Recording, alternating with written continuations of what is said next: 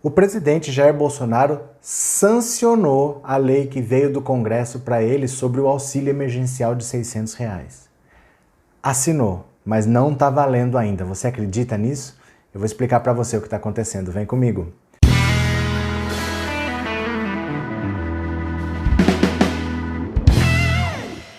Olá, meus amigos, tudo bem com vocês? Que bom que vocês voltaram. Se é a sua primeira vez, seja muito bem-vindo, muito bem-vinda. Meu nome é Roberto Cardoso. Aproveita, já se inscreve no canal, ajuda a gente a fortalecer o nosso trabalho, continuar produzindo conteúdo para você. E se você quiser contribuir com o canal, você pode se tornar membro por R$ 7,99 por mês e aí fica a seu critério, certo? Olha como estão funcionando as coisas lá em Brasília. O Jair Bolsonaro não queria sequer aprovar auxílio nenhum para o trabalhador.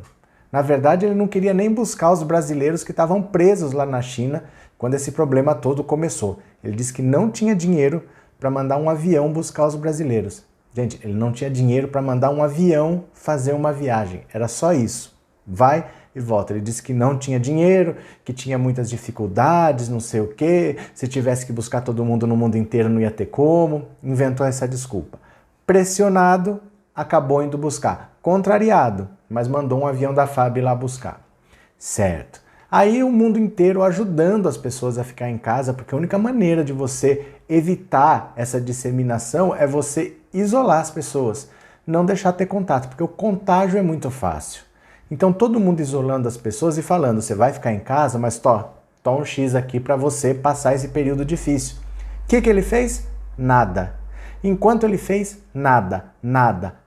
Pressionado, ele falou, vou dar um auxílio de R$ 200. R$ 200 eu canso de falar, divide por 30.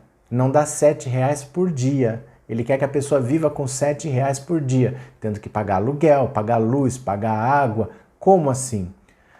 Aí já se começou a perceber que ele estava atrapalhando. Não é só que ele não sabia administrar, ele atrapalhava a administração.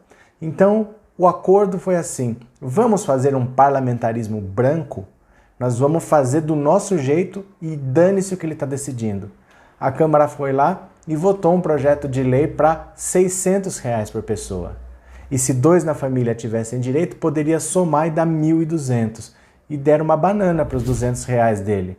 Votaram e aprovaram. Foi para o Senado. Votaram e aprovaram. Faltava o presidente assinar, sancionar para entrar em vigor. Ele ficou enrolando. Ficou 48 horas na mão dele sem ele assinar, sofrendo pressão, as pessoas falando que tinham que assinar, que era uma causa humanitária, que era urgente, que a fome tem pressa, que a fome não pode esperar, e ele enrolando o quanto ele podia. Aí primeiro ele disse que ele precisava de decretação de estado de calamidade pública, mas foi decretado. Depois a AGU, a Advocacia Geral da União, foi lá pedir que precisava de uma autorização do STF para não seguir a lei de responsabilidade fiscal. Também foi autorizado. Aí vem o Paulo Guedes falar que precisa da aprovação de uma PEC. Veja como eles vão criando dificuldades. Paulo Guedes falou, preciso da aprovação de uma PEC, proposta de emenda constitucional. Tem que mexer na Constituição. E isso é dificílimo e demorado. Aí enquadraram essa gente. Eu vou te explicar como. A OAB, Ordem dos Advogados do Brasil, na quarta-feira, ontem, entrou no STF com um pedido assim, nós queremos que Jair Bolsonaro siga todas as determinações da Organização Mundial de Saúde e em 48 horas, ou seja, até sexta-feira, até amanhã, ele explique detalhadamente quais são os passos que ele vai tomar no sentido de garantir a proteção da população. O Marco Aurélio foi lá e falou, não, é isso mesmo, tem 48 horas para dizer o que ele vai fazer. Aí ele foi lá e assinou ontem, né? Porque veio a ordem de cima, o senhor tem 48 horas para dizer o que vai fazer. Então ele está sendo pressionado, existe uma força externa falando, nós vamos administrar isso aqui, pare de atrapalhar, fique aí no seu canto, deixa a gente tomar conta do Brasil já que você não quer tomar, mas ainda assim ele está criando problema. Acredite vocês ou não, ele falou que ele precisava do estado de calamidade pública que foi dado, ele precisava do ok do STF por causa da lei de responsabilidade fiscal, foi dado. Ele disse que precisava de uma PEC, falaram para ele não precisa.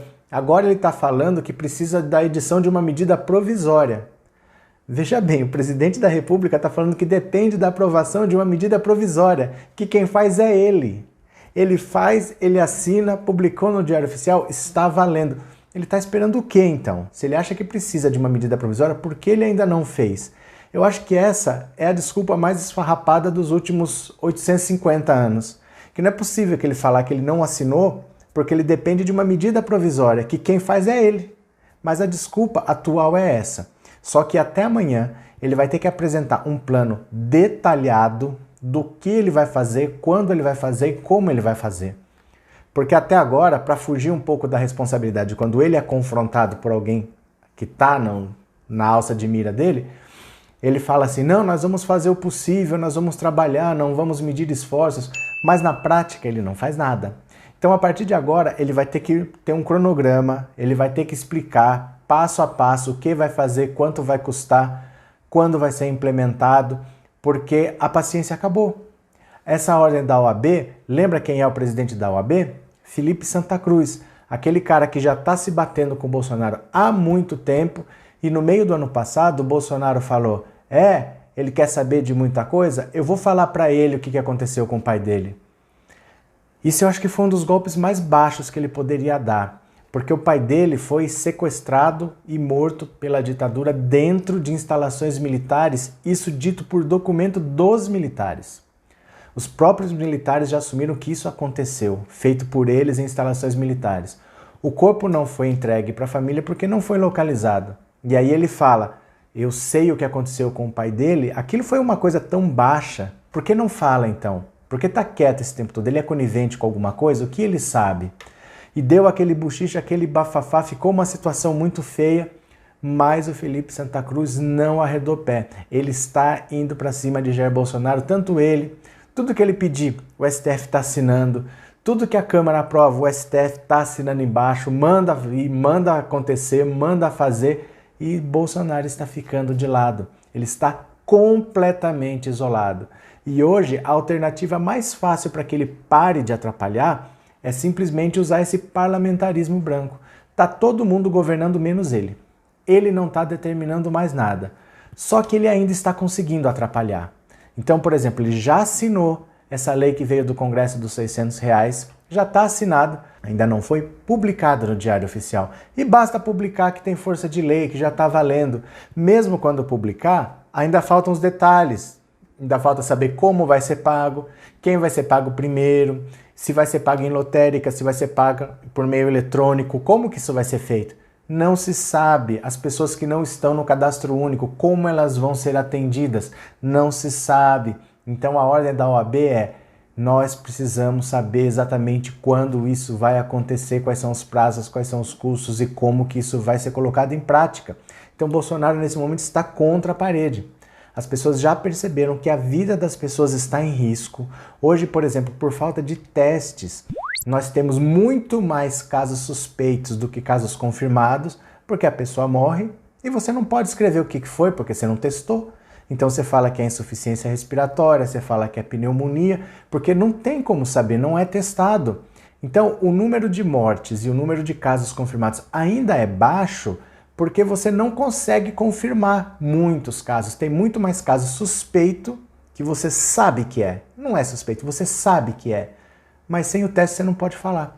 E falta o teste não chega e ninguém sabe quando vai chegar, e essa situação vai até quando, e nisso ele está se virando, nisso ele está empurrando com a barriga. Nós não vamos ficar esperando ele empurrar com a barriga, porque são as nossas vidas.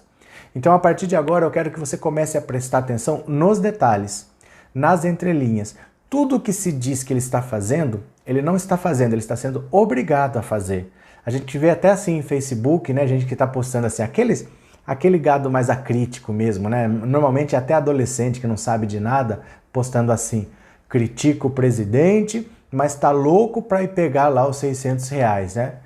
Que nem foi ele que propôs, que ele fez de tudo para atrapalhar, que o Senado já votou, que a Câmara já votou, ele já assinou, mas não colocou em prática, e pior, hein?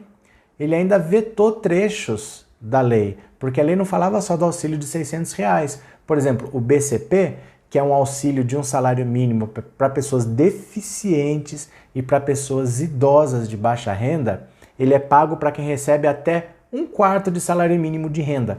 Então essas pessoas recebem um salário mínimo. essa lei aumentava para quem ganha até meio salário mínimo. Então já dava uma boa oxigenada, incluiria mais pessoas, ele vetou. Então tem ainda uma parte de um gado acrítico que mesmo sem ter noção, mesmo sem saber do que está falando, sai para a defesa do presidente. Essa gente é o tipo de gente mais arrogante que tem, porque sabe que está errada, mas fica se fiando em qualquer detalhe para passar para o mundo que tem razão. Mas as verdades estão vindo à tona. Então eu quero que você preste atenção nos detalhes, não leia só a manchete, leia a notícia toda, porque nada do que está sendo feito é o presidente que está fazendo. Ele, no máximo, está sendo obrigado a fazer e, mesmo assim, está fazendo de má vontade, está atrapalhando. Vamos ficar atentos porque nós precisamos desconstruir essa imagem que tem na cabeça dessas pessoas, porque 2022 parece que está longe, mas está aí. Tá certo, meus amigos? Agora eu vou colocar o nome das pessoas que ajudam lá no Apoia-se, porque é gente que ajuda de coração, ajuda a gente a manter o nosso trabalho. Tá certo? Um grande abraço para vocês e eu já fui!